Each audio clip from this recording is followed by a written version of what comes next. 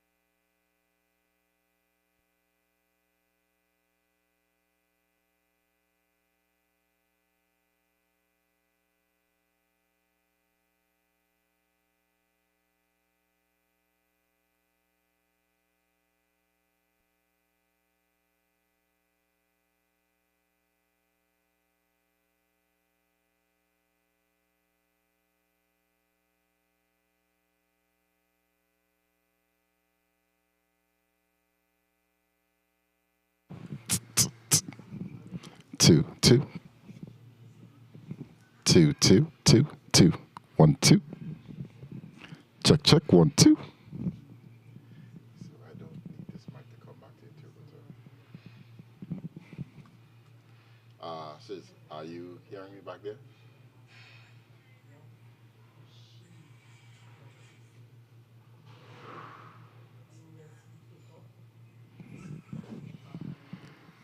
Two.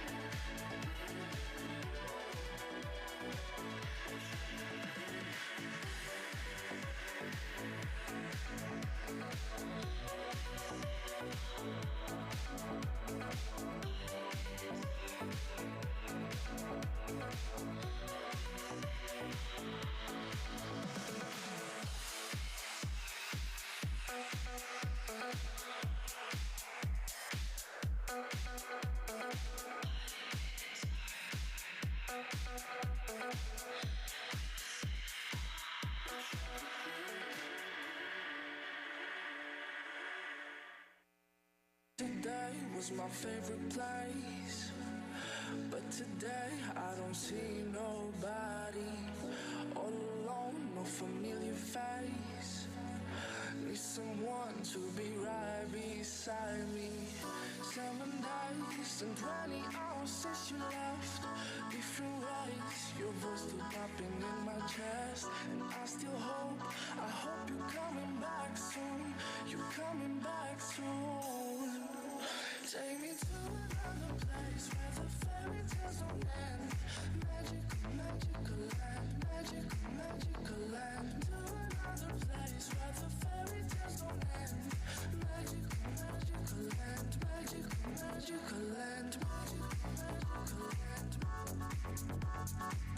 Magical, magical land.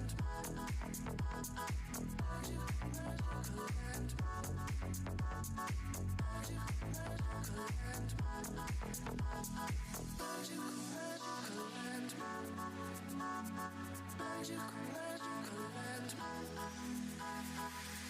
Dreaming about those days with you. I can't stand that you ain't here with me. My life's a mess all because of you. Need you now to be right beside me. 7 days and 20 hours since you left. Different ways, your voice still popping in my chest. And I still hope, I hope you're coming back soon. You're coming back soon. Take me to another place where the fairy tales don't end. Magical, magical land, magical, magical land. To another place where the fairy tales don't end. Magical, magical land, magical, magical land, magical, magical land. Magical, magical land. Magical, magical land.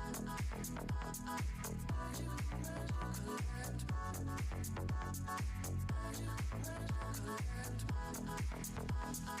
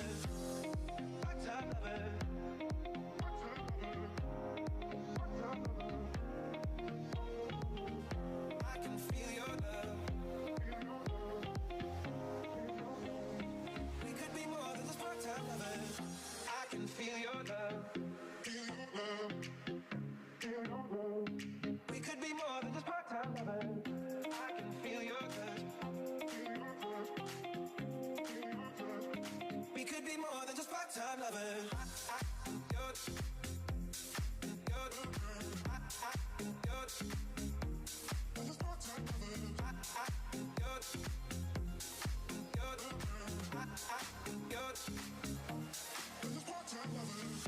I can feel your love pulling me up from the underground.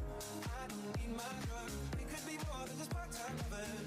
I can feel your love picking me up from the underground.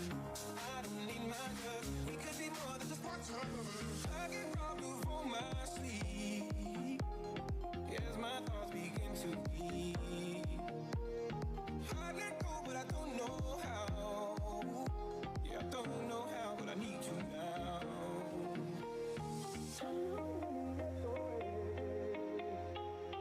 Help me put my mind to rest. 2 times click and I'm acting low. A pound of weed and a bag of blow. I get robbed before my sleep as my thoughts begin to leave. I let go, but I don't know how. Yeah, I don't know how, but I need to now.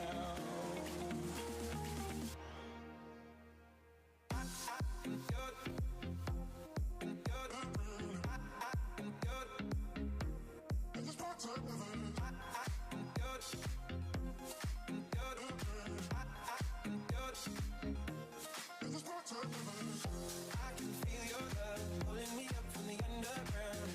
I don't need my drug. We could be more than just part-time lovers. I can feel your love picking me up from the underground. I don't need my drug. We could be more than just part-time lovers. Part-time lovers. Part-time lovers. I can feel your love. We could be more than just part-time lovers.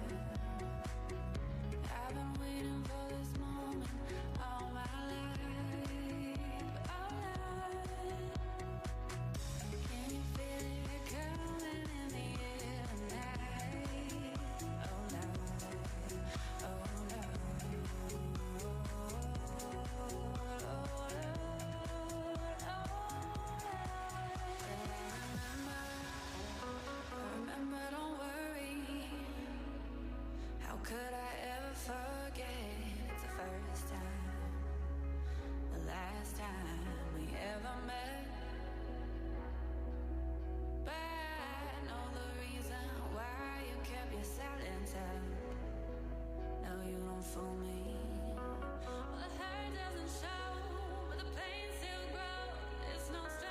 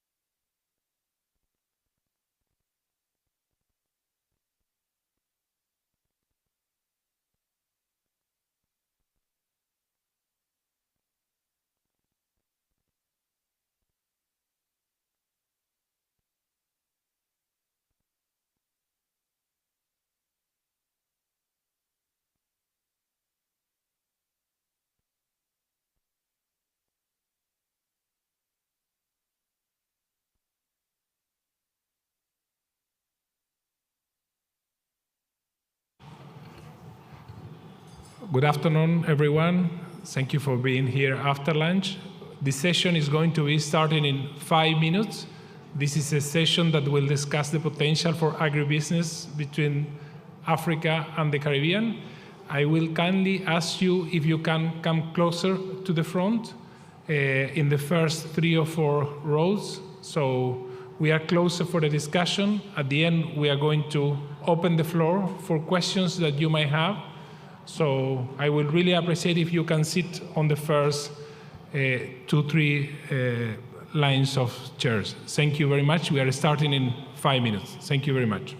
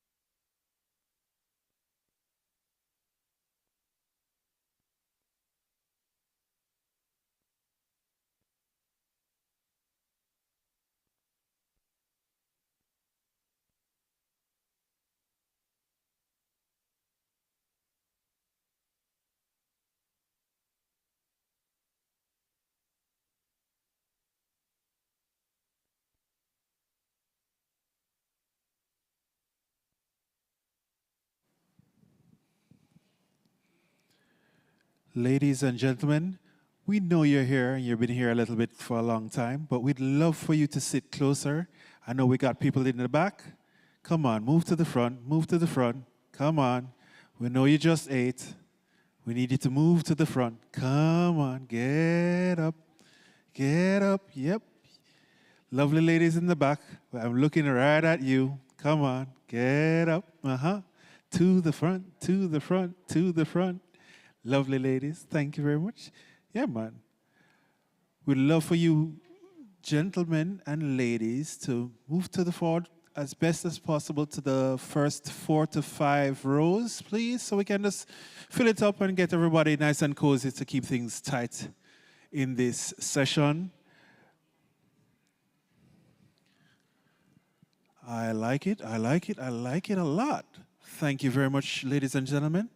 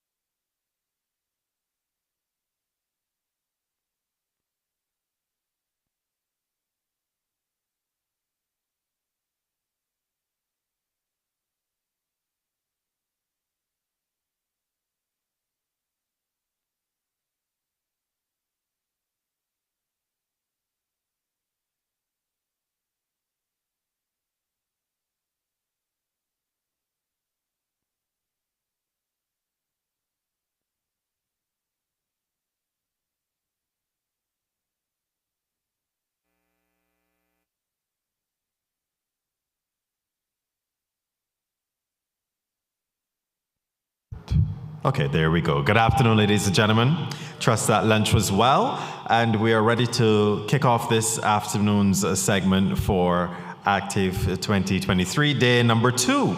So we're going to have our business meetings, partner sessions, and networking, but at the same time, we will also have a panel discussion which surrounds unlocking agribusiness potential, strengthening Caribbean-Africa trade, and investment relations. The International Trade Center, the ITC, as a partner of the bank, Frexim Bank, is holding this session with investment promotion agencies from Africa and the Caribbean, namely Jamaica, Dominican Republic, Barbados, Ghana, and Senegal. They will be shedding light on the key issues and opportunities to promote investment trade between the regions. Moderator Mattis from the ITC. Ladies and gentlemen, let's put your hands together and welcome them.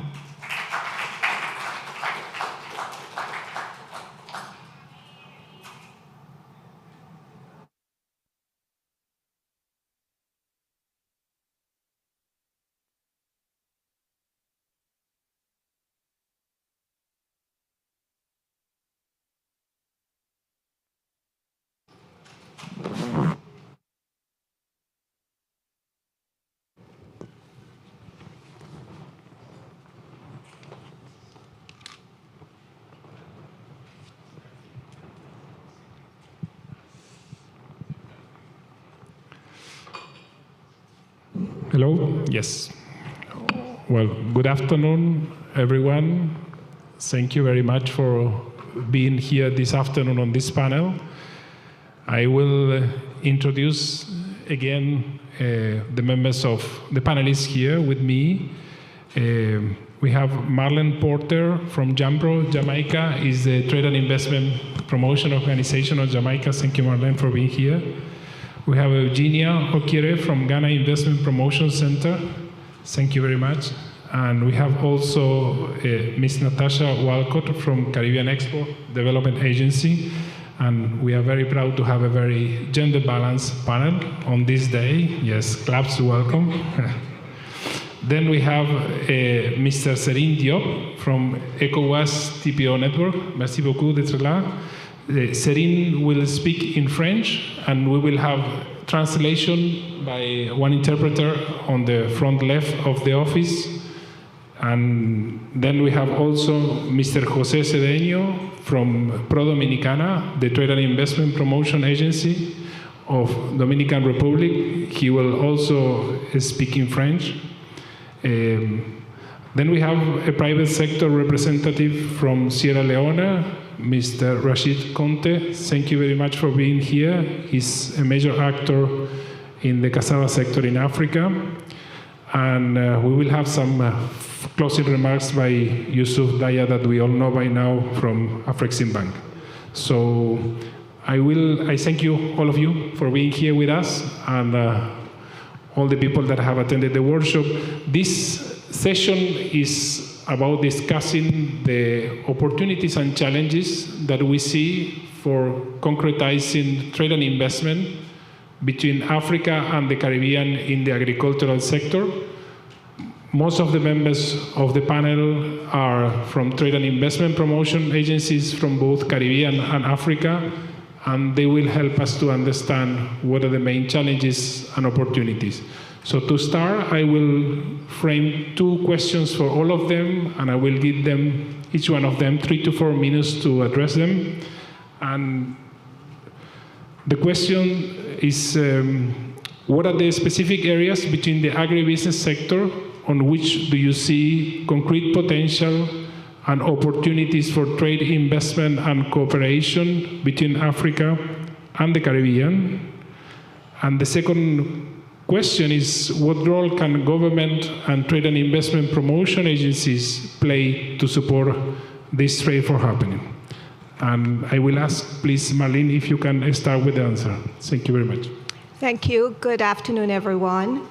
I am happy for the first question that you posed, and also happy for a forum like this, which affords us the opportunity to speak of opportunities across our 2 regions. On the surface of it, you may wonder about agriculture, with Africa having, the African region having so much land and labor and all of that. But there are indeed opportunities still in that space. We do a lot of crops in common, our orchard crops, our avocado, breadfruit, ackee are common crops. We have the root crops as well, which are also common to both regions. But there still remains opportunities within them for us to collaborate in terms of maybe if we start with the crops that we may have, it may be a low volume crop, but it is a high value crop, like our coffee and our cocoa are great opportunity areas. And then again too, mango, you have all the lands over in Africa, but right here in the Caribbean, we have our diaspora and our market players who are calling for Jamaican type mango, Jamaican yellow yam, or products out of Guyana, so or any other of the Caribbean countries. So there are opportunities even in the large, where you may think scale matters. We're able to put them out there and get premium prices on them because it could be because of a taste profile. It could probably just simply being just die-hard diaspora people wanting our products from the region. In addition to this, if we look at the value-added opportunities as well, there are so many opportunities along the value chain. We have, for example, in the case of the yams, we can do various products out of our yam, and the opportunities exist for investments to come into the space. Financing has been a challenge for agriculture. We have heard of it right across the seminar, the conference. And even with that as a factor, it has been placed squarely on the table that these may be areas in which we can do these kinds of partnerships and collaboration in this space. I want to specifically speak to collaboration across the research areas and knowledge sharing, because I think that this is an important area. These are important areas where we can impact each other. In the area of yam, ginger, turmeric, and cassava, we have done a lot of research back home, and with funding, of course, and support from agencies like the ITC, the FAO. And so we do have a lot of information around the new technology and techniques to bring competitiveness into the production of these crops and to allow for the kinds of yields that would impact the export earnings or just volumes in general. I also want to mention a great opportunity area, and it is in the where we're talking about controlled environment investments. This requires the technology to be brought into the space, but we have an immense local market for the vegetables. Our tourism sector needs it, and we have a high import content there. And that's just using Jamaica as an example, because we know across the region these are also opportunity areas as well to feed the domestic market, big import substitution opportunities there, and also for us to serve nearshore markets with these products. So there are immense opportunities for us to collaborate and to work together.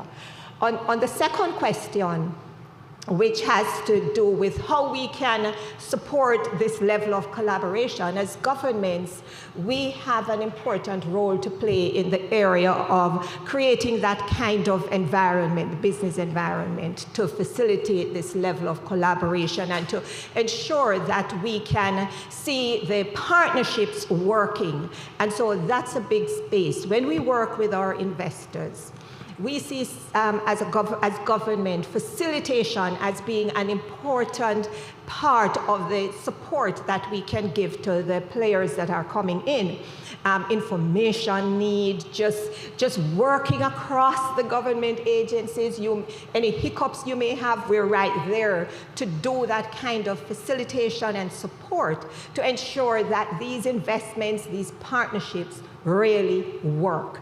And I do believe that they can work, and welcome opportunities to work with our African partners to make this begin to happen. Thank you, Marlene. Very interesting to listen the big opportunities that there are in Jamaica and the important role that an institution like JAMPRO can play. Jamaica, a very interesting market as a market for consumption, for import substitution, a supply market, and also a market that plays a pivotal role at regional level in terms of value addition and processing. And from one important player to the region, we go to another one, and now Jose from Dominican Republic will share his experience. Thank you. Bonjour à tous. Pour la République dominicaine et avec toutes les opportunités que nous avons pour la République dominicaine et le continent africain. Hi, good afternoon, everyone. So about the economic opportunities for Dominican republics and in regards to the African continent. Toutes les questions sur l'agriculture, nous avons beaucoup de produits pour entrer dans le continent africain. On agricultural matters, we do possess a lot of products that have potential for entering the African market. Pour le continent africain, la première question que nous nous posons comme République dominicaine, c'est comment y aller? So again, in regard to the African market, the first question we ask ourselves is how to get there. Pourquoi? Parce que de République dominicaine, il faut passer par le continent européen. Il n'y a pas un vol direct avec un pays du continent africain. So why so? Just because there aren't any direct connections, you have to go through Europe for so? Nous pensons que les opportunités pour développer les relations commerciales entre République dominicaine et le continent africain, c'est de développer la République dominicaine comme hub logistique de la région du Caraïbe entre le continent et la région du Caraïbe. We believe that the Dominican Republic can assume the role of a regional hub to facilitate those African-Caribbean relations. La République dominicaine a toutes les conditions pour être l'apport entre l'Afrique et la région du Caraïbe, parce que nous avons des infrastructures pour être les hubs et pour donner au marché du Caraïbe et de l'Afrique comment arriver les produits frais dans le destin. So we believe as well that Dominican Republic meets all the requirements to become such gateway for African products to the Caribbean, such as, if you could repeat the last bit, José. La République dominicaine au gouvernement avec Pro Dominicana, nous avons fait un voyage il y a quelques mois dans le continent africain pour trouver des commerces. Qu'est-ce qu'il faut faire avec ce voyage? Nous avons trouvé des opportunités entre l'Afrique et la République dominicaine. By the way, the Dominican Republic government has already undertaken a trip to Africa to understand what are those opportunities, and that could be banked on. Thank you, Matthias. Thank you, Jose. And it's very interesting to see the perspective that Dominican Republic is taking to the discussion of regional and inter-regional trade and the approach of regional and logistic hub. And I will follow up on that question later on. Now I would like to listen from the Africa perspective. Eugenia, maybe you can share us your point of view from Ghana, please. Thank you very Thank you very much, and happy to be here representing Ghana and the lead investment promotion agency, Ghana Investment Promotion Center. And to answer your question and to add to what colleagues have said, according to the ITC, export trade between the Africa and Caribbean has a potential yet to be untapped of about over 80% of the estimated potential. And the sources that these trade exports can be coming from Africa, we have the Egypt, Morocco, South Africa, and then vice versa from the Caribbean, looking at Trinidad and Tobago, Dominican Republic, looking at those areas. And specifically, the opportunities or the sectors or the sub-areas to be looking at when we talk about the agribusiness is to be looking at processed foods from the Caribbean to Africa, looking at alcoholic beverages, looking at sugar, and then vice versa from Africa, we'll be looking at food items such as preserved sardines, looking at cassava. And cassava, for instance, from Ghana, we've had, and I link it to the second question, we've had the opportunity of having the support of the EU to what we call the West African Competitiveness Program to support some of the value chain products and where cassava falls within that chain, to be working with the Investment Promotion Agency and the Export Promotion Authority mandated to support the exports. So some of the efforts by government is to empower such institutions to be able to lead the charge and support the value actors within them. Also, how governments can support this collaboration. When we look at some of the challenges that have been talked about with progressing with the African and Caribbean trade and export, one of the key areas and challenges that we all face or we all see is, apart from the transportation and so on, is the issue of information, having the right information. And so I think governments should be able to empower the institutions who are mandated to be working in such areas to find the right information to be able to support the actors on the ground, as well as empowering the institutions to be able to support the private sector to be able to become competitive enough, know what the standards are in the various markets that they would want to be going into. Thank you.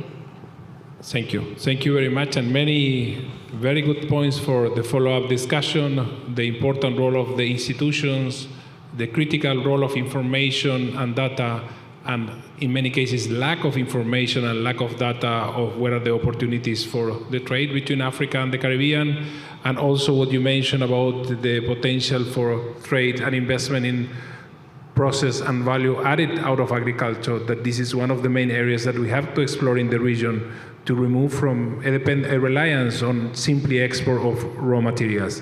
So, Natasha, back to the Caribbean with you, and tell us the perspective on these questions from Caribbean Export Development Agency, which is a regional agency here in the Caribbean, supporting many countries to improve their export performance.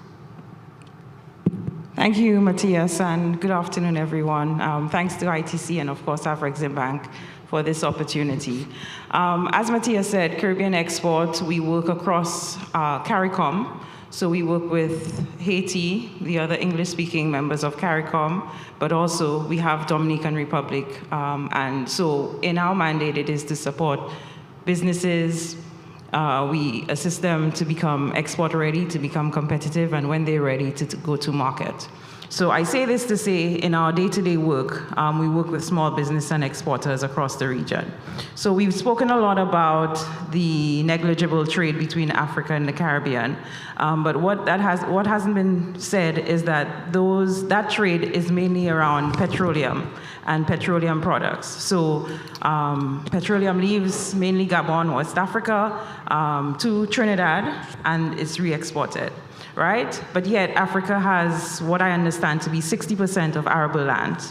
Guyana, Belize, Suriname, perhaps, equal amount, relatively speaking. So we have immense opportunity to grow that industry. In a lot of the work we do, the companies, we take them to international markets, international trade shows. So we've taken our companies to London, to Paris, to Frankfurt. A lot of the times, and I'm going to speak about really concrete examples of what needs to be done. A lot of the times the buyers tell you there's not enough research. We claim about our ginger, our turmeric, that, the old wives' tales, what our grandparents tell us, that it can help with arthritis or what have you. But we don't have the research to support that backing. So while we may know it from the Caribbean, there's not enough science behind those claims. The other thing that we work with companies is to get those standards. And in recent years, we've seen a proliferation of voluntary standards, so fair trade, organic, the other manufacturing practices. All of these are standards that companies and retailers look for. So it's really important that as we assist exporters in becoming export ready, that we have to understand what the market requests, the requirements. And it's no longer just, it is good to have, but it also becomes a point where these retailers will not look to businesses from the Caribbean or Africa if you don't have these requirements. And so when we're looking at the opportunities, we as the Caribbean, we can be looked at as a beachhead. We have several trade agreements because of our proximity to the US. We could, once the logistics and all those things are in place, we can certainly look at the Caribbean as a location to export into other markets. So I believe there's tremendous opportunity for increasing that cooperation. Thank you, Natasha. And yes, several standards that are evolving. The markets are evolving, and now we need to aggregate supply from different countries to have a scale, and that is where regional actors play an important role. And of course, we cannot wait until the infrastructure or logistic issues will be solved. We are working and we are operating in the current context with the existing resources. And of course, we need to aim to have a more conducive and supportive physical infrastructure and logistic connection between regions, but we are already working on this area. And what is interesting about this panel is that all these institutions, these are not researchers or these are not academics. All these institutions are practitioners that are working on this area, and we will, in the second part of the panel, we will talk about the experiences that we have faced in this process of increasing trade and investment between Africa and the Caribbean. I will go back to Africa with a question, and I will give you now the opportunity to, Serine, to you to share from the perspective of West Africa, Senegal, and regional West Africa Trade and Investment Promotion Agencies, your perspective on these two questions. Merci beaucoup de m'avoir donné la parole au nom de l'Organisation de promotion du commerce de la CEDEAO. Thanks a lot for letting me speak as representing the Organization for African States. Je voulais peut-être rappeler que dans son plan de développement stratégique, la CEDEAO s'est fixée pour axe de favoriser l'ouverture internationale des entreprises vers les pays du Caraïbe. The opening of our companies, our private sectors towards the Caribbean has been set as one of the axes of our organization. Donc aujourd'hui, exporter vers la CEDEAO présente beaucoup d'avantages. Exporting towards our organization contains a lot of benefits, can come with a lot of benefits. Parce que la CEDEAO, c'est un regroupement de 15 pays avec une population de 300 millions d'habitants. It's an organization of 15 countries with more than several millions inhabitants. Et en termes d'offres, d'opportunités, nous avons des secteurs sur lesquels on a une réelle production. Je veux nommer l'agriculture, l'agrobusiness, la santé, les TIC téléservices, nous avons les mines, nous avons les produits horticoles et récemment, pour le cas du Sénégal, nous avons les nouvelles découvertes du gaz et du pétrole. So there are few sectors where opportunities are here. We have mining, healthcare, and in the recent case of Senegal, we have also oil, and yes. Et sur le plan commercial, il faut rappeler que la CEDEAO dispose de ce qu'on appelle le tarif extérieur commun. On the external field, I'd like to Trade remind agreement. that ECOWAS has external common trade. Okay. Thanks. Également, nous avons des infrastructures de transport, de télécom qui facilitent les échanges commerciaux au sein de la CEDEAO. We also have transportation infrastructures which are smoothing connections within ECOWAS. Donc, pour vous dire que les opportunités se présentent et les infrastructures, il y a beaucoup d'instruments qui peuvent, en tout cas, faciliter le commerce avec les pays du Caraïbe. So opportunities are here, and we do possess the tools to strengthen and to better those trade with the Caribbean. Maintenant, pour passer à la seconde question, qu'est-ce qu'il faut faire pour renforcer au niveau des gouvernements? Je pense qu'au niveau régional, la CEDEAO est en train de réfléchir sur une stratégie intégrée, en tout cas qui prendrait en compte l'ensemble des potentialités de chaque pays. Now, about your second question as to what the government side can do about it, the ECOWAS is thinking about an integrated strategy to address this question, yes. Et nous avons beaucoup de défis également à ce niveau. And we do, challenges are few at this level, yes. Je peux citer quelques-uns. Pour faciliter le commerce entre les pays africains et les pays membres des Caraïbes, il faut travailler sur la réduction des procédures administratives.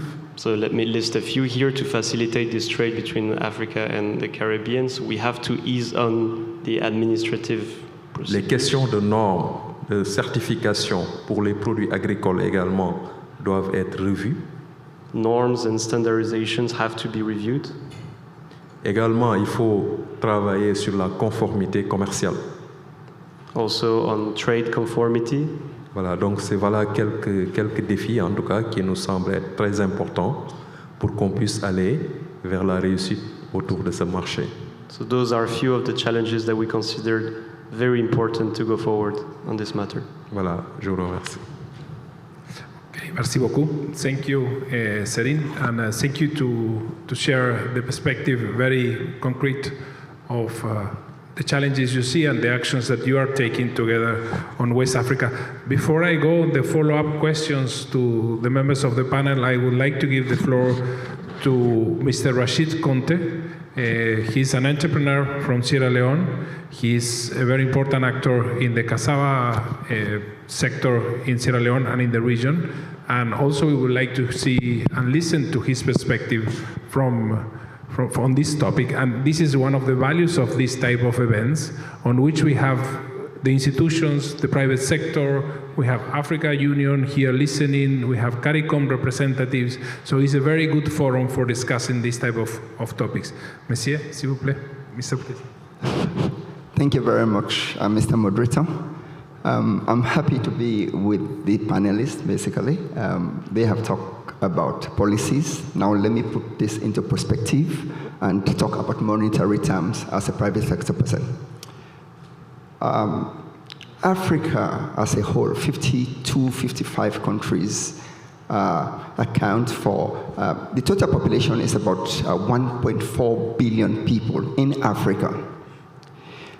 We import $35 billion worth of food into Africa. Yet still, we have 65% of the world arable land. Now look at the potential for feeding Africa, create jobs, and create wealth. Now the potential economy of Africa is about $3.5 trillion. So collaborating with the Caribbean country will be a win-win situation for the two countries. Now let us get this clear, guys. Food insecurity is a national security issue. How can we be talking about political liberation while we still rely on the West and other countries in Asia to feed us? Until and unless we start to look at agriculture as a means of transforming our economy, to be honest, we are doomed. How ironic can this be for 35 million people in Ukraine, accounting for 40% of the world wheat supply? Just a year war, a year and a half now, war, has created a catastrophe of global supply chain in the world, to the pitch that inflation in African countries have gone to 56, 58%. Inflation because of the supply chain disruptions. We should and we must start looking at agriculture as a means of transforming Africa. The mineral resources have failed us. Most of the African countries. If you look at Nigeria, for example, since the 70s and 80s, they've been mining oil. But what has Nigeria, in actual fact, how has Nigeria been transformed? Sierra Leone, my country where I come from, we've got diamond, gold, bauxite, iron ore, fishing. We've got over 16 different minerals. And yet still, inflation today is about 64, 65%. We must look at agriculture as a means of transforming this country. Now, let me just give you some of the problems why we have failed to industrialize agriculture in Africa, and some of the lessons that you people should learn from us. We must start looking at agro-entrepreneurship as one of the curriculums in the schools. If I ask now how many people are actual farmers in this hall, probably I'll get about 3 or 4. And I have a friend there from Ghana also who is an agro-entrepreneur. Everybody that's finished university, they want to go to either be a lawyer, engineer, or these white-collar jobs. They don't want to get their hands messy. 2, we must be able to have access to affordable and structured financing. So this agency, this is exactly what you should be doing for us. Without finance, how can you actually industrialize? And if we don't industrialize, if we don't commercialize and mechanize agriculture, to be honest, we'll not be able to feed ourselves. So you got to learn that as well. Now, the development of the right policies. If you run agriculture without policy, it's almost running your country without a constitution. You must have the right policies, and this come back to governments and these government agencies. You must be able to develop the public infrastructure that will help us or attract the private sector to intervene into agriculture. Electricity, for example. If you don't have cheap and affordable electricity, we'll not be able to industrialize. We're just wasting our time, to be honest. We'll go back to subsistent farming and farming as a way of life rather than as an agro-business. Water supply. Pure drinking water. These are all some of the things that the public, the governments should actually look at. Good road network.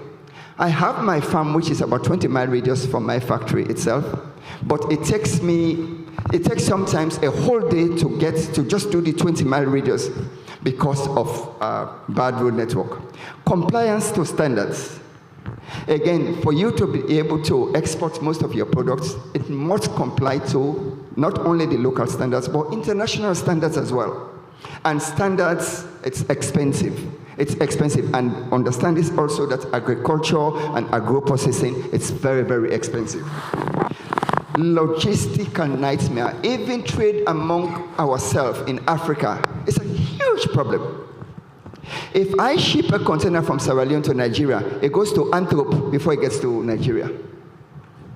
If you ship a container from Ghana to Freetown, it goes to Spain before it gets to Freetown. There is no cross-border trade. The cross-border trade has not worked, especially in West Africa.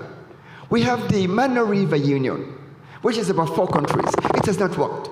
We have the ECOWAS, Economic Community of West African States. It has not worked. Now we have the AFCFTA, 52 countries coming to one and having this unified country itself, or economy, which, again, they've been talking in the next 5 years will go to nearly $5 trillion.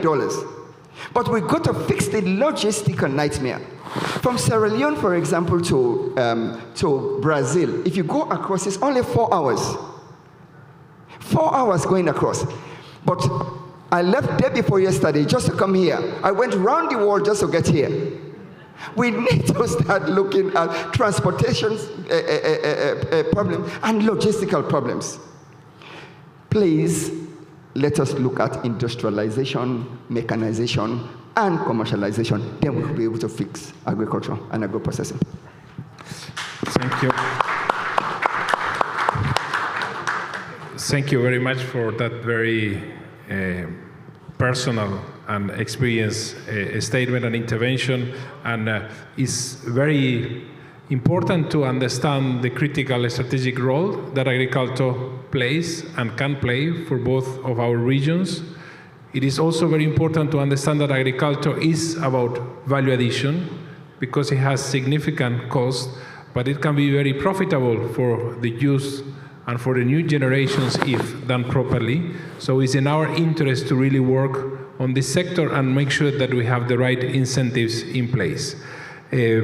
I will go back to you, to Serin, but it was very good intervention we just heard, because many good things, how many challenges and opportunities were mentioned. Now the question is how we address them, how we make sure that we have a sequence, so we have a process in place on which we try to improve and target these situations in a way that is sustainable. So I will come back to you, Serin, with a question. You mentioned about the strategies.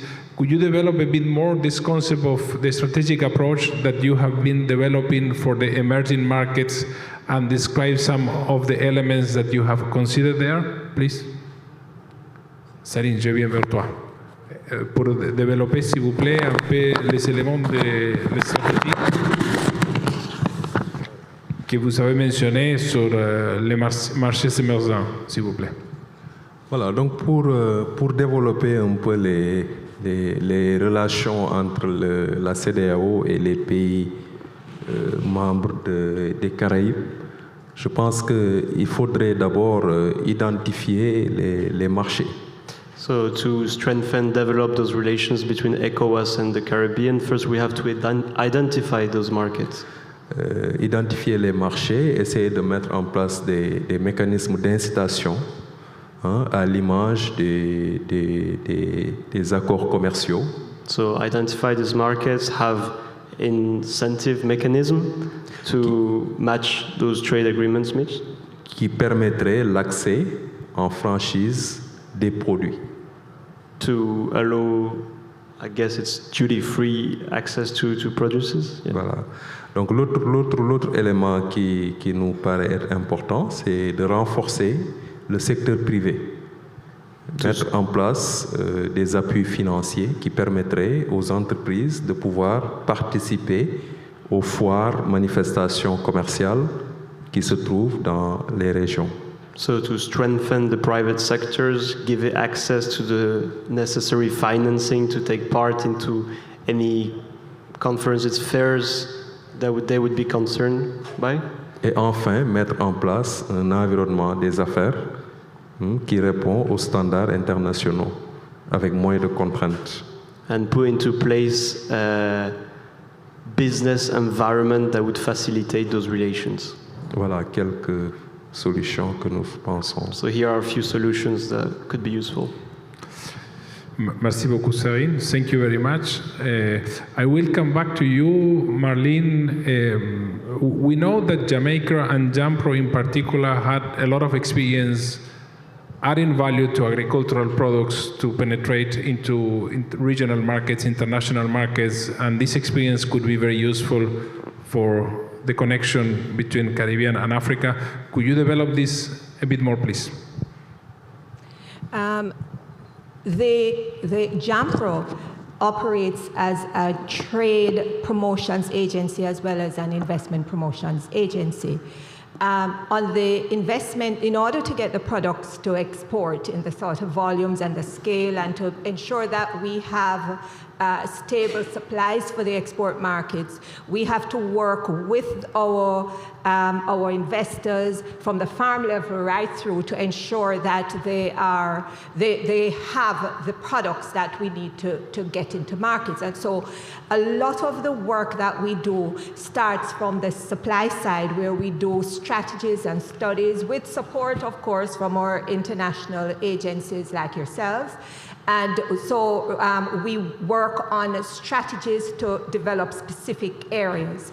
We're just now doing one for yam. We did, using, of course, the examples of what happened in Ghana. Here is a case where we are not starting from scratch, but something was done in that instance.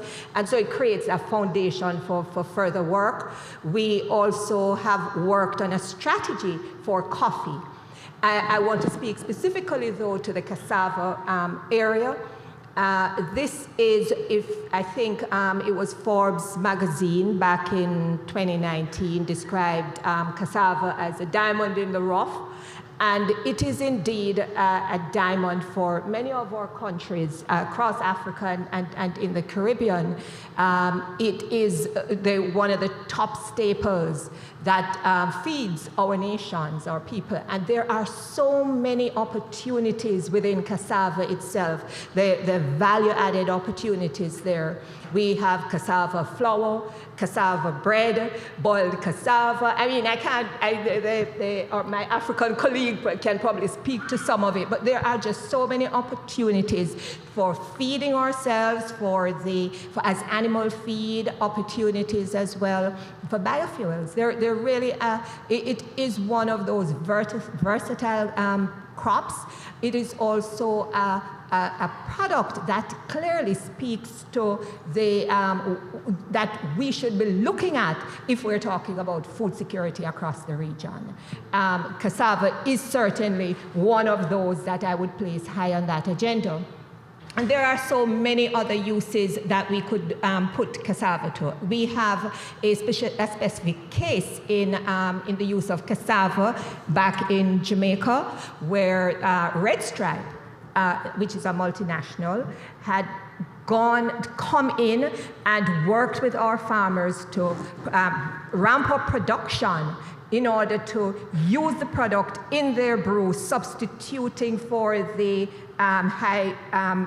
the sugar or starch that they would get from corn or maize or some product like that. So we have seen, and that would have accounted for 40% of the import content that they would be having in the beer. So these sort of opportunities are things our region can look at to see how we can work with that. And then the waste, what we would consider as waste from it, another conglomerate in Jamaica took that opportunity to see how we can process it into gluten-free flour, which we know a lot of persons now globally are really eating in a really health-conscious way. And so having these kinds of products that add this kind of integrating this way is something that I think we can also share as a region. I know there are products in other countries, other African countries,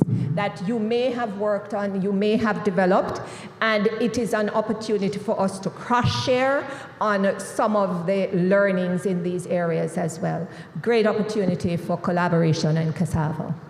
Yes, thank you for sharing. And this, you very clearly describe the incredible potential that agriculture has. So you mentioned food security, sustainability, renewable energies for energy sources, circular economy, just the strategic potential of the agricultural and the agro-processing sector for both our regions are really critical, and we need to take advantage of that. I will come now to Eugenia to develop a bit more on the recent experiences that you have had trying to penetrate new markets from Ghana, and what you have learned in that process. What are the key lessons learned that you would like to share with us? Yeah, thank you. I'll start off with the last bit. What we have learned trying to get our exporters to go into new markets is to be able to meet the standards that are required in those markets. To start off, what we have done to support our exporters, and for the Caribbean, as we have started engagements, we are yet to proceed with a lot of our exporters coming in here. And we were fortunate to participate in the first ACTIF. Following that, we've had a delegation from Ghana come on a mission to the Caribbean. We've also had a follow-up by the Caribbean to Ghana in this year. Now in Ghana, the support that we offer to our exporters are mainly done by our agency that handles the export, the Ghana Export Promotion Authority. And they have a kind of export school that has all the necessary regulators on board to support the exporters. So they go through a certain kind of assistance through training to know what is expected of them in the markets that they will be interested in based on the sectors that you're looking to go to. So that's what the Export Authority does for them. Now, in addition to that, we, like I mentioned, the kind of missions that we embark upon, trying to take along these exporters to trade shows and so on. We do that in collaboration as an investment promotion agency with the Export Promotion Authority. Together, we are able to take along the private sector, and we work closely with the various chambers of commerce that is the umbrella body for the private sector, where we can find the various actors within those chambers, the Association of Ghana Industries. So we work through them to take along these private sector people to the various trade shows to be able to meet up with potential partners looking to come to Ghana, or they themselves looking to go into those markets to be able to strike some kind of relationship to carry that forward.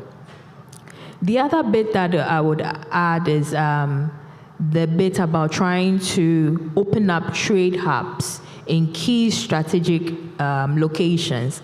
And recently we've had to work through of the AFCFTA. Ghana is a host secretariat, and there's a national coordination office.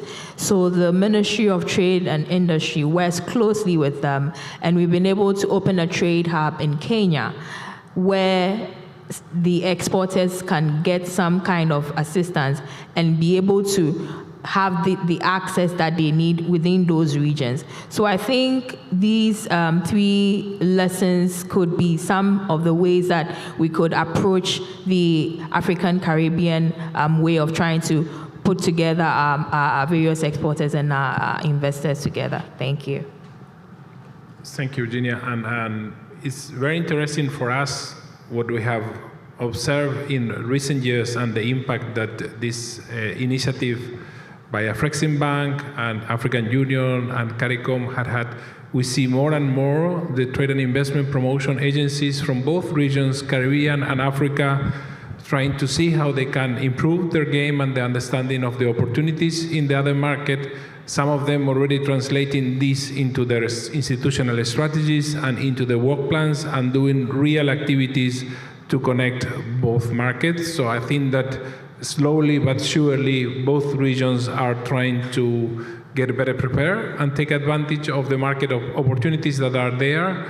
And you mentioned the issue of hubs and as one of the options, and this is a very good link for the questions. I will ask Jose to share the experience of Pro Dominicana and the Dominican Republic, because we have talked a lot in the last 2 days of the challenges posed by distance, scale, cost, connections, and Dominican Republic had a lot of very positive experience setting up logistical and processing hubs in Dominican Republics to go mostly to the US and to the European market. But this should be also part of the thinking and part of the solution in the increasing trade and investment between Africa and Caribbean. So Jose, maybe you can share a couple of lessons learned and experiences from Pro Dominicana in this area, please. Thank you, Mathias. Pour la République dominicaine, nous pouvons dire qu'il faut continuer à travailler parce que nous arrivons à mettre des produits en le continent africain. So regarding Dominican Republic, we have to keep on working to send our products to the African continent. Notre principal marché, c'est Sud-Afrique, Égypte, Libye, l'Algérie et Sierra Leone. Our main markets on the African continent are South Africa, Algeria, Egypt, Libya, and Sierra Leone. Les principaux produits que nous pouvons exporter vers la Sud-Afrique, c'est du sucre. Our main exports to South Africa is sugar, des cigares, de puros. Ça, c'est très important pour nous. Cigars, yeah. Et des chaussures. And shoes. Pour la République dominicaine, c'est un continent que nous devons continuer à parler, à trouver des solutions avec des accords commerciaux moins rigoureux, parce que c'est compliqué, difficile, arriver avec autant de lois que nous compliquons les choses pour arriver avec un produit. So it's definitely a continent we have to keep looking at. We have also to ease the trade agreements existing, the laws, everything to facilitate trade. Pour dire, la République dominicaine peut être, avec ses ports, ses 6 ports, ses 12 aéroports, la connectivité entre ces produits-là et le continent africain. So with its 6 harbors and 12 airports, Dominican Republic can become this hub for those products to reach the continent. La République dominicaine, ce n'est pas différent à l'Afrique. Nous avons un passé très important ensemble parce que la République dominicaine a beaucoup de nourriture qui ça vient de l'Afrique. So Dominican Republic isn't much different from Africa. Actually, we do have a lot of our food products come from Africa. Nous avons ensemble travaillé pour un commerce entre les deux nations, entre l'Afrique et la République dominicaine, pour arriver à commercialiser beaucoup plus en tant que arriver avec des accords commerciaux moins rigoureux. So we have worked into strengthening relations between Dominican Republic and Africa and doing so with less constraining trade agreements. Merci, Mathias. Thank you, Jose. And it's very interesting to see how the different countries and different institutions are approaching some of these questions from their point of strength and the different experience. So, Natasha, I will come back to you with the follow-up questions. And we know that Caribbean Export has already started this process of trying to make a connection between Caribbean and Africa trade and investment. You had a couple of missions there. So maybe you can share with us how was the experience, how you see the potential and the main challenges that you saw in this process. Sure.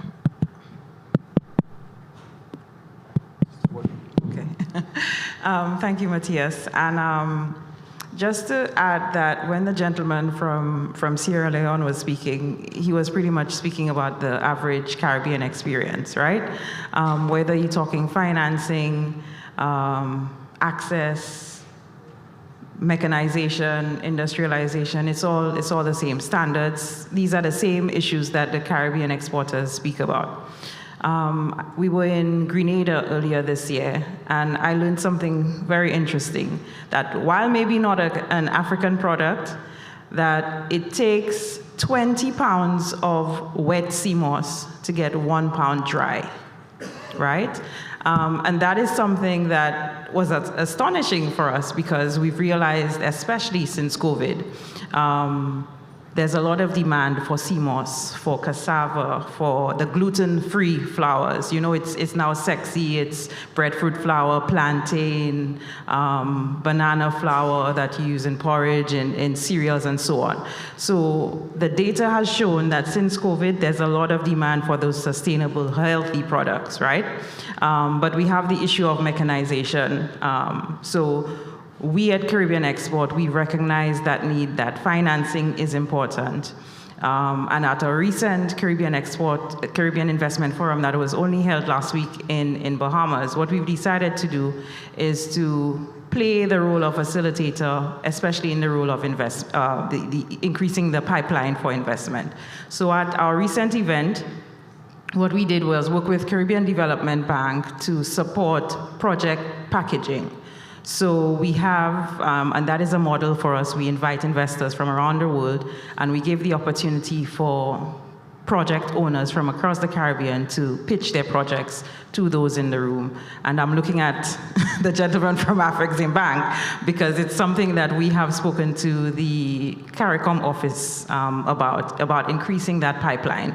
And just recently, we took about 35 public and private officials from the Caribbean, including agro-processors. We took them to Accra and to Ghana, to Lagos, sorry.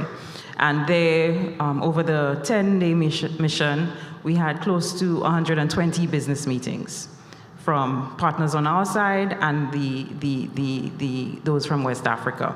We had conversations with Afrexim Bank. We signed MOUs, for instance, with the Ghana Union of Traders, the Chamber of Commerce over there, also in Lagos.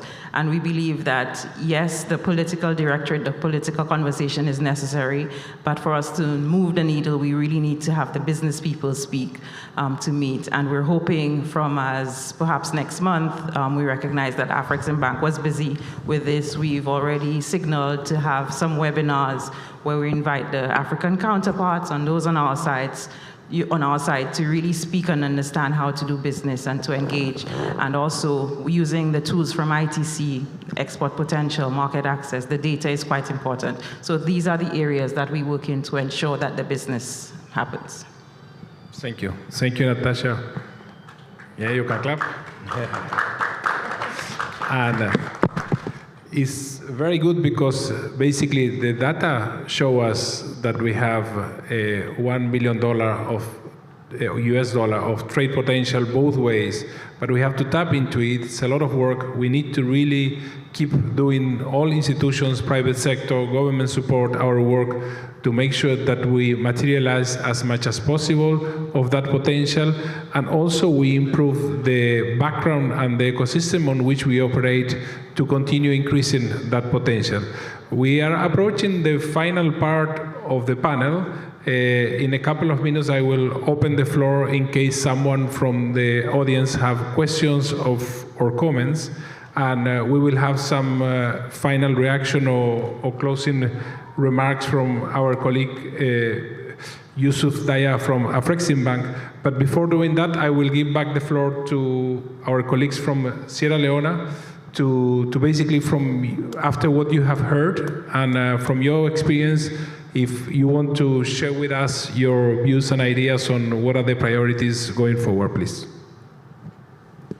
Thank you very much.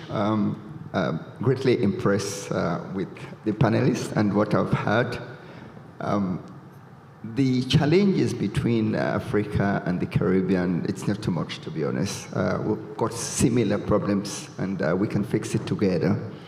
To me, I think we need a total paradigm shift about agriculture and the way we look at agriculture. We must look at agriculture as an agro-business, as a proper business rather than just agriculture to feed ourselves at home. Second, there must be the political will to change. We are very lucky in Sierra Leone. The flagship program of the president today is about agriculture and food security. We actually want to feed ourselves. Imagine 8.1 million people importing $250 million worth of rice every year. I had the privilege of meeting with the Ghanaian agriculture minister last year. I was invited there, and we were talking about importation. I told him our figures. He said, you know what, ours is about 3 or 4 times that. Probably Nigeria could be spending over $1 billion importing rice. I mean, that is so sad. Third, huge potential here for the Caribbeans to export to Africa. Think about maize. In Sierra Leone, we eat, 8 million people, we eat 5 containers imported chicken a day, 6 containers imported eggs a day. The reason why we have not transformed our poultry production and processing is just one product, maize. If you go to Europe and import the feed, and you feed this feed to chicken, it becomes like gold dust. If you feed chicken with gold dust, how much will you sell the chicken? So you can't even compete. So as a result of that, all the chicken is coming from Brazil. One chicken, the cost of one chicken, for about 3 kg, costs about $1.50. If you produce that exact chicken in Africa, in Sierra Leone, it costs about $5. And look at the disposable income of the Africans. We live in $1.50 a day. So you could see that the amount of funds that we are utilizing for food is about 65–70%. In the developed countries, it's about 5–10%. Probably in the UK, it's about 8% of income used for food. So if you spend 65% of your income just on food, what about medication? What about other items? Forget about luxury items. So you could see the reason why we are stuck with this poverty itself. Now, again, let's look at some of these products that we've been looking down on, like cassava, as a means of transforming the food insecurity to what I call dietary diversification. We can produce cassava, transform it into high-quality cassava flour. We can make bread. We can make spaghetti, we can make pastas, we can make noodles. Who says that the African child cannot eat all these things? But we can't because it's just not affordable. But we can actually produce them cheaply if we start looking at dietary diversification. Now, the huge potential of cassava is not just the food product. Let's look at the export potential of cassava. Cassava starch, the pharmaceutical starch. We got industrial starch. Most of the medications that you drink is cassava starch. Yes. Again, even for bioenergy, for sweeteners, achake, fufu, the Nigerians, they eat a lot of fufu. In fact, they are the biggest producers of cassava, and they are the biggest consumers of cassava. They consume so much cassava, you see. So we can look at dietary diversification. Now, my advice to the Caribbean, again, let's start looking at the low volume, high value items. If you look at that, because you don't have the land. Most of these little islands, it's just one city in Nigeria. The total land itself, you see, because we have 65% of the world arable land today. So again, you can look at the low volume, high volume items, but again, you can move further to the agro-processing itself. We can produce in Africa, take it halfway with the processing, and you can do the finishing product, and you can be distributing for us. That is one way we can have a synergy between the two countries. Let me just give you an example of cocoa, because they were talking about cocoa here. The world cocoa market is about $90 billion. Côte d'Ivoire, which is the largest exporter of cocoa, is making about $6 million. And then Ghana is probably making about $5 million. So those that are actually processing it are making the bulk of that amount itself. That is on the processing itself, the marketability, the public relation itself, the logistic, the bulk. That's exactly the same thing that is happening with our minerals. We're not processing our minerals in Africa. They take the dust, take basically everything and process it there, and come back with the iron rods and sell it to us 20, 30 times more. So we should be looking at that. Again, we should be looking at capacity building. If you don't know, you'll not be able to transform. Let's train. Let's catch the young very early. Start inputting this knowledge of agro-entrepreneurship, agriculture, rather than just being this big lawyer, this big doctor and all the rest of it. Those are all important. But let's look at agriculture as well. Power, please let us try and work on the power supply of these countries. Until and unless we sort out most of these public infrastructures, we'll not be able to fix it. Thank you.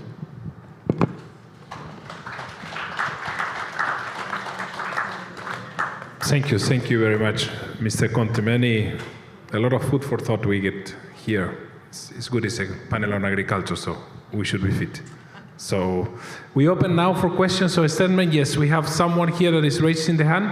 We have 2 mics on the, please say your name and the institution or the company you represent, and then your statement or your comment, please. Yes, Simpson De Silva, representing the Caribbean agribusiness. Try again.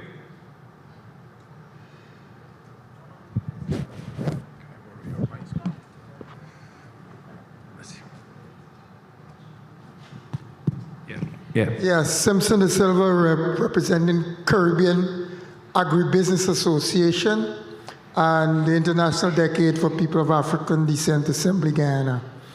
I have heard the panelists. I would like to congratulate the panelists for an excellent job, and you who would have moderated the session. However, I would like to see coming out of this forum some hardcore action. The conversation took place. The time is now for action and solution of problems within the various countries and communities. And my first recommendation, based on what the brother from Sierra Leone explicitly dealt with, and the sister from Caribbean Export, it's very clear that we should have agri-entrepreneurship being taught in all the schools of the Caribbean and Africa now. The time for action is now. And then we have the opportunity to embrace the essence of the linkages of the Sustainable Development Goals using agriculture, agribusiness, agro-eco entrepreneurship to teach the business of all the Sustainable Development Goals, because they're all linked. In addition to that, we should speak to the scope, sequencing, and coordination of subject matters in schools. If you look at the tree, or the animal, but more importantly the tree, the bees and so on, physics, chemistry, biology, English, history, mathematics, physics, biophysics, chemistry, biochemistry, molecular biology, they're all embedded in the plant or the basic elements of agriculture. Agriculture is our culture. So culture is their sports and the essence of nutrition for our sports people.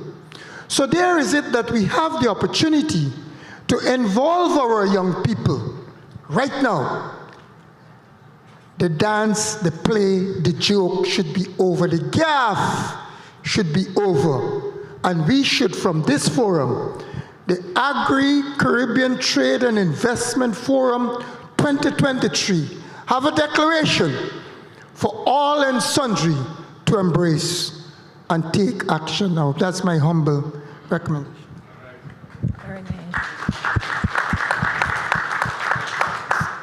Thank you for the intervention. Two very important points, from words to action, and the important issue of education. Please, the next speaker. Yes, or the next. I shouldn't be speaking, but my colleague is too modest. I would say to my colleague from Sierra Leone that ITC is already putting words to action, because we have supported many cocoa-producing countries to have chocolate in the international market. And we went to Angola, to the heads of state of government of the OECPS, and we presented chocolate from all over the OECPS and coffee. So maybe my colleague is a little bit too modest. I'm not. I'm not being known for modesty. But ITC is working exactly what you said, and we hope that we can continue to work to foster more collaboration between Africa and the Caribbean along those lines you said and along the lines everybody said. And that tomorrow, every tourist visiting Africa or the Caribbean will find a small bar of chocolate in their pillow every morning, like you have in many countries. But that chocolate will be made in our countries. Thank you very much. And we collaborate very closely with the Ghana and Cote d'Ivoire, who are the main producers. So sorry. Thank you, Scipion, for your comments, and very much is a lot we have been doing with the institutions that are here in this panel, and a lot remains to be done. Any other? I see a gentleman there wanted to make an intervention, please. Yeah, I see two more here. So just, yes, please. Just your name and institution, please. Thank you, guys. Can you hear me? Okay. My name is Abubakar Bangura. I'm also from Sierra Leone. Thank you very much, Mr. Rashid. Africa, we are our own problem. Like, for example, Sierra Leone. We had the independence since 1961. It's been over 62 years, but yet we can't even feed ourselves. We have to depend on the Western world to provide for us, which is a big shame. We have gold, diamond, bauxite, you name it, but yet we can't even feed ourselves. To me, it's corruption. The leadership in Africa is just something else. They will just talk to me, just empty talk. We've been talking for a very long time, but yet we haven't seen any sustainable development in Africa as a whole. So we have to be ashamed of ourselves. I hope we can do so many things as of today so we can move the ball rolling. Because what I'm seeing right now in the continent, it doesn't look good, and I hope our future generation will be able to do better than us, because it's a shame for us. We have all the resources, but yeah, we can't even take care of ourselves. We've been having this meeting for so long, but yet nothing is being done. So the leaders or whoever is responsible, the government official, you guys look yourself into the mirror and ask yourself, are you guys really representing Africa, or are you guys just there for your own interest? Like, we just had the election in Sierra Leone. Everyone knows the president lost the election, but yet he refuses to cede to the power to the opposition. It's been happening all over in Africa. So sometimes we keep blaming the West, but we are our own problems, and we don't really care much about our continent or our respective countries. So we need to change our attitude and be able to make a better democracy, and also be able to move the ball rolling. It's a shame to all our leaders in our continent. We need to do better than that. Thank you for your comment, and that's why we need government and the private sector and the institutions to together put pressure on each other and make sure that we are going forward in the right direction. The gentleman, please, your name and your institution. Thank you very much, sir. My name is Linus Mofo from the UN Economic Commission for Africa. I think there is a lot of huge opportunities in agro-processing in Africa that we're not taking advantage of. My country is Cameroon, and it's one of the top cocoa producers. And one of the main areas where cocoa is produced is very far. So there's no grid, there's no electricity. And the farmers, they use wood, part of the rainforest. They're cutting wood to dry the cocoa. Of course, it makes sense that when you dry the cocoa with wood, you don't control the temperature very well, so you don't get a good quality of beans. But there are investment opportunities for some people, investors, to come in and go to a number of agro-processing institutions and be the energy producer, the energy investor. You can use the residues from the cocoa, the residues from the palm oil, the residues from sugar to do combined heat and power generation. That gives you a lot of value chain extensions. That gives a huge opportunity, increases the value of the product, increases wealth creation, increases this. But when you say to an investor, go and invest in this particular agro-processing institution, of course it's too risky because it may not work. Investors can bundle a number of agro-processing institutions.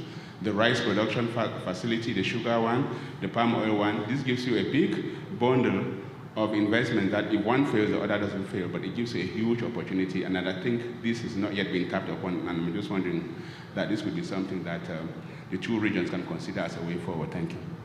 Thank you very much, and we will, before we go to the gentleman on the red t-shirt that he had a comment maybe, but yes, and I think that is a very valid point, and it's very relevant how we reduce the risk of investor, and there the equation is adding more markets in Africa, like what you're doing with the Africa Free Trade Continental Agreement, but also adding other markets on the equation, like the Caribbean and vice versa. So it's very important that we have options and diversify our production, but also diversify our markets. Yes, please, your name and your institution or company. Good afternoon, everyone. Joseph Hoyt, SIE Eastern Access International. My question, and first of all, I congratulate the panel, I congratulate the government of Guyana and all the organizers here. Our brother, Sierra Leone, red tie, like my shirt, bundled lots of information coming out from you. And I want to ask the panelists, the organizers, what is in place to fast track one of the staples between you and the young lady from Jamaica spoke about, breadfruit. I can drive you right now from here to Golden Grove, and you will see breadfruit, as we say, there to knock down. What it means, it's there unutilized. How can we fast track coming out of this forum, making use of that underutilized fruit that is grown right here in Guyana? In addition to that, what technical data support is there right now coming out of this conference that we Guyanese can have preferential or organized agreements to cater for these markets and opportunities? Thank you. Thank you very much. This is a very relevant question, and I could answer by saying that the support is there, which is partially true, but it's definitely not at the level that we need. If not, the trade would be much, much bigger. So that is where we all, starting with the Afrexim Bank, the different partners, CARICOM, African Union, we need to make sure that we put in place the mechanism for giving the tools to the private sector in both sides to tap into these opportunities. So some of the support and some of the systems are there. Some of the institutions that can help you to make this link are here in the room, but that someone like you that have come to this conference have this question means that clearly there is a lot more than we need to do to make sure that people that are less connected than you have that information available, and we can really transform this from opportunity to concrete trade. So again, a reminder to all of us to go from talk to action and to put in place efficient mechanism to translate all this discussion. I think that there is a gentleman on the back, please. Good afternoon. Wow. Okay, so very fruitful discussions, and I just want to add a logistic dimension to a challenge. We are challenged in small scale production with the same word, scale. But scale becomes even a greater issue when you move into the value chain, because you have issues of losses, challenges with transport-related bruising, and issues that relates to when it gets to a packing house, you get less. So the farmer, who my dear brother is encouraging to keep producing, faces a lot of challenges. Then he gets to the export location and he has issues with transport. So what I would like to suggest, which is an idea that we've been throwing around, is the construction of incubators for logistics. not incubators for the production side, but on the logistics side. Where does a farmer take his product to keep it fresh so that it can be exported in a proper condition? How does that product get packaged so that when it gets to the other side, it looks good enough that someone wants to take it? So we don't have varying packaging that looks so bad that the market gets lost. So there's an opportunity even here now as we begin to design the connections between these two areas, both in the Caribbean where we have challenges with production, that is further challenged with market access because of poor quality, to fix that by creating national third-party logistics services. Institutions that are established by the government as incubators for logistics services where the exporters don't export on their own because there are challenges there. So you create that packing house with an export component to it, with the integrity that the cargo goes to where it needs to go, properly labeled, properly packed, and on both sides, you can do it with the producers in Africa coming to wherever they're going, all over the world really, because one of the challenges with production on farms is exactly this. They don't get it in the right quality, it is not properly packed, and then the product diminishes in value, and so everyone loses. So we can ramp up the value chain by creating simple stuff. The government puts the third-party logistics service together, government incubates it for a while until it gets to where it's sustainable, and then it's handed off to the private sector. Just wanted to put that as a suggestion. Thank you. Yes. Thank you very much. I think that we will have to be closing very soon. Clearly, we have seen and we know that we don't have all the answers, but we have most of the questions, and collectively we need to work to make them a reality. And this is a process that will continue together with Afreximbank and the different partners that have organized this conference to engage all of you in order to make this different, to translate these questions into the real solutions and to implement them. So I want to, before giving the floor to our host here and our colleague from Afreximbank, Yusuf Daya, I would like to thank one more time Afreximbank for inviting us and for organizing this event. We are really changing the discourse, and we are really changing the approach and the perception on how Africa and Caribbean is coming together. Also to thank the government of Guyana, to thank CARICOM, the African Union, to thank the different institutions and the panelists that have attended here. And it's really a very useful platform and a very useful space to try to find solutions. So Yusuf, if you can help us with the final remarks here, please.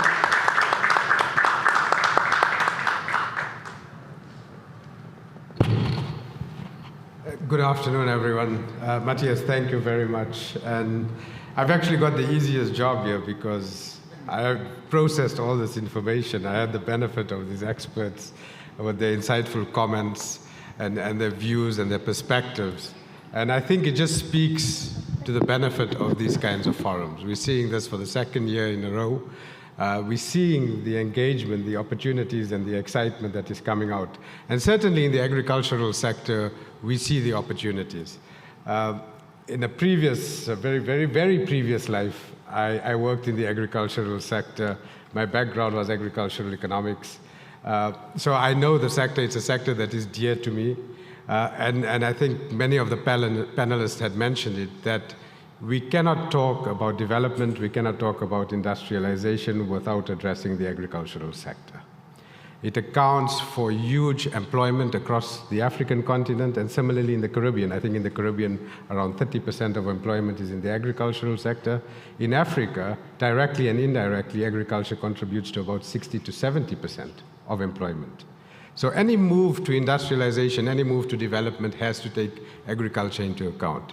And more importantly, we know, and we're seeing it currently, that agriculture, we cannot develop our continents, we cannot develop our regions without feeding our people.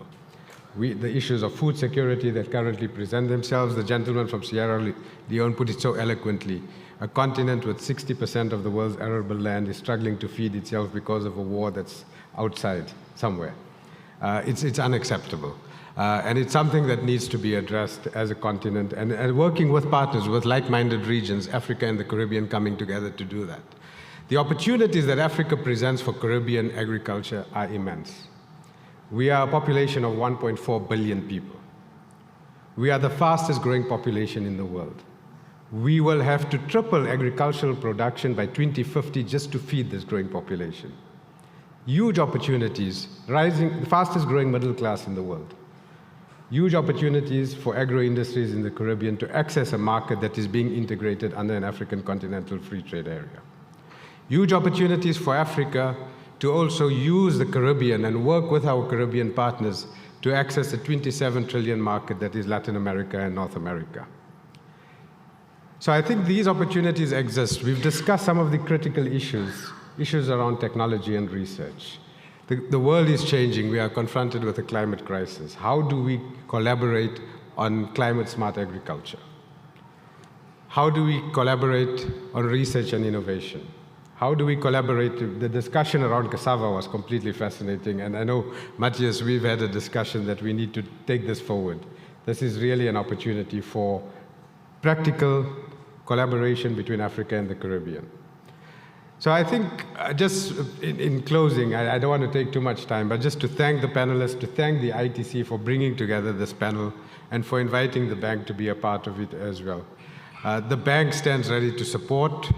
Agriculture and development is a key part of our mandate and our portfolio. Some of the issues that the panelists raise are being looked at the bank level. So for instance, the issue of standards, the bank has established an African Quality Assurance Center in Ogun State, Nigeria, and we are working with other African countries to do that, to make sure that the goods produced in Africa are safe for African consumers to begin with, but also are able to access international markets, are not turned away at the borders under the guise of standards. We want to make sure that Africans can access international markets. The bank also has an end-to-end financing solution for agricultural processing. We call it the AfriCoin Initiative, which is the Africa Cocoa Initiative. And working with our partners, working with twinning agencies, arrangements to link producers, we saw Cote d'Ivoire emerge as the largest grinder in the world, surpassing the Netherlands for the first time in 2015, 2016.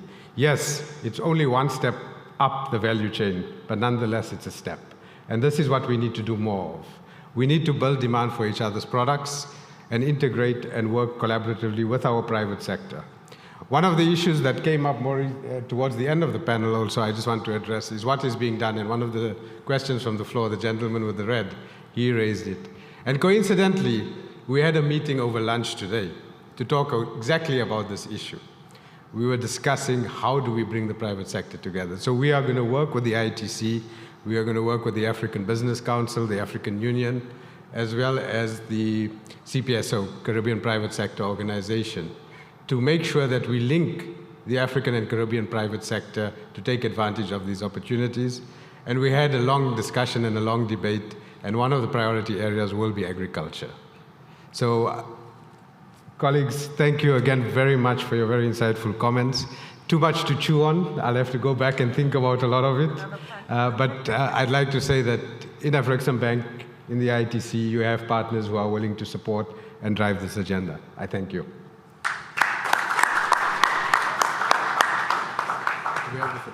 Yes. Thank you. Thank you very much. A clap for the panelists as well, and we will take a picture, I think. Thank you very much.